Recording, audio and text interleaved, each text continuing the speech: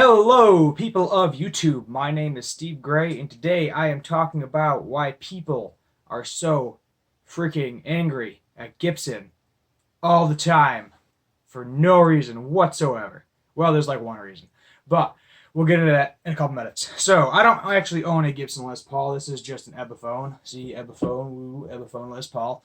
Um, but I do see the reason why Gibson is doing what it is doing currently.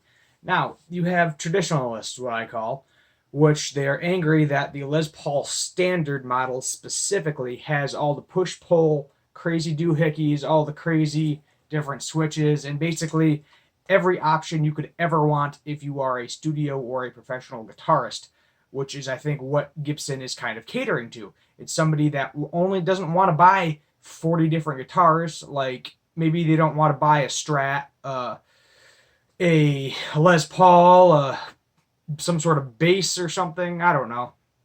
Not a bass, but, like maybe an Ibanez or a Jackson Warmouth or something.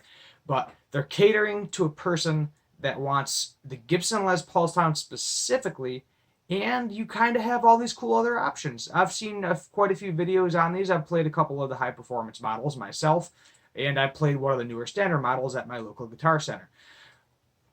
And I think it was a Parkway Music, I think is the other store I messed with the one at. And I don't see the problem. You can get a Strat tone out of a Les Paul. If that doesn't make you amazed, I don't know what it is. Because then you don't have to waste your time, or sorry, I should say spend extra money buying both a Strat and a Les Paul. You can kind of have it all in one instrument. Yes, I know it is not the same thing. I'm just saying it sounds slightly similar. And you could be rocking a Red Hot Chili Pepper song out of Les Paul by splitting the coils and getting that single coil sound out of it. Now, the main reason I think everyone is specifically angry at Gibson is because for many, many, many, many years, Gibson's Les Paul Standard, specifically the Standard, no weight relief, no fancy knobs, just something like this, plain and simple, no push-pull, no anything, just basic, basic, basic, heavy guitar, simple, 2 pickups, 4 knobs, 1 3-way switch. That's it. I think the reason people are so angry is because they're thinking the Standard something else when it's not really something else. But what Gibson has done to, I guess, make all these haters and trolls happy is they made the freaking traditional line. And did you know what the traditional line is? It's basically an old Les Paul Standard. The only difference is, instead of saying Les Paul Standard up here on the truss rod cover, the stupid little probably $2 piece of plastic, it says traditional.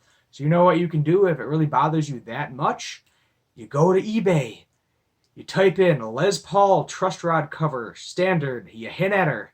You find the cheapest one, or the more expensive one if you want to buy a fancier one. You hit buy it now, and you replace it. And who's going to know? The only person that's going to know is you. I think what Gibson should do is, because they are trying to make everybody happy, maybe make a traditional Les Paul and call it a traditional standard Les Paul. And in the case along with it, this would probably cost them at max $5 extra, and you're already paying $3,000 for a guitar, so I think they can afford it. Just put another one of these in there that says standard on it, or call it the standard traditional or traditional standard, however you want to put it.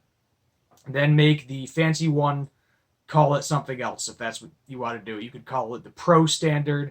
Basically, get rid of the actual standard.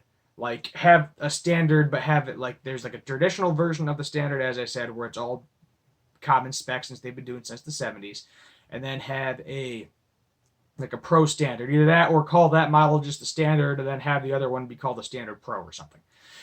Just make everybody happy, make all the people, all the old guys that can actually afford these guitars. That's why I don't have one, and I haven't had a phone Les Paul because I can't currently afford one. The only thing I'm going to be able to afford in the next couple of years is probably a studio, and I'm just going to be happy and giddy that I finally have a USA-made Gibson Les Paul. I had been looking at Strats too, but Strats are the specific Strats I'm looking at are more expensive than a studio, so I've been leaning more towards that. But that's, as I said, I don't see the problem, all the hate. The main thing also, I do admit, quality control with Gibson, though, specifically in the wood and the paint and the binding, has not been great. I think that's another main reason that everybody's angry at them. Just because, like, if you get, so I don't know if you can see it. Let me see if I can find a spot on this guitar.